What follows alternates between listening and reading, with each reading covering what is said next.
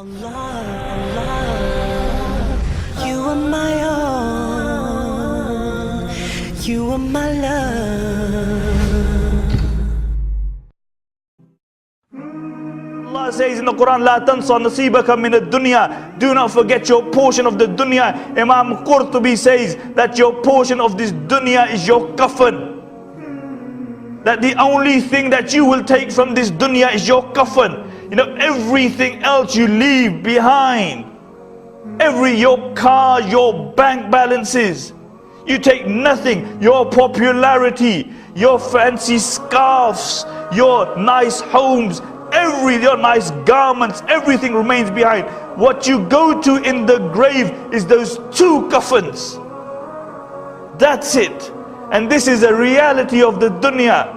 But we are often deceived by the dunya. One of the most beautiful examples, and I've given this example 100 times, of the reality of the dunya is the example given by Imam Ghazali rahimahullah about the dunya. He speaks about a man who's walking through the jungle, and whilst he's walking he looks behind and he sees a lion chasing him, and he runs and he comes to a well and he jumps into the well, and whilst he's falling he manages to hold onto some rope, and he breathes a sigh of relief and looks up. He sees the lion hovering over him, waiting for him, and he looks down, and beneath him is a large serpent with his mouth open waiting for him to fall,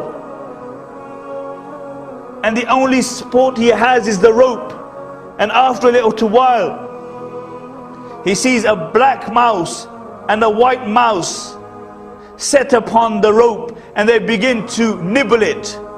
Above is the lion, beneath is the serpent, and the only support he has is the rope.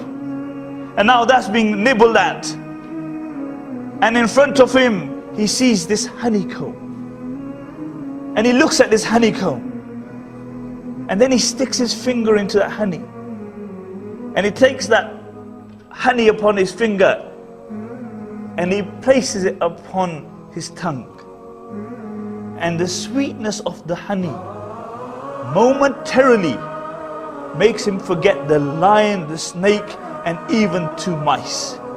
Imam Ghazali rahimahullah says that the lion is death, which is always chasing you.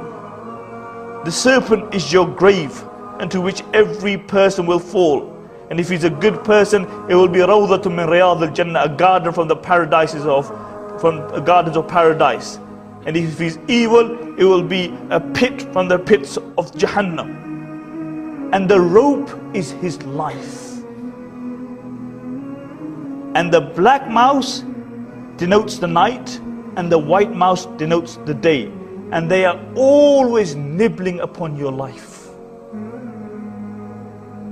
And the honey is the dunya. A man tastes the sweetness of the dunya, and he forgets death. He forgets the grave. He forgets a day will come that he will die and he will have to stand in front of his Creator.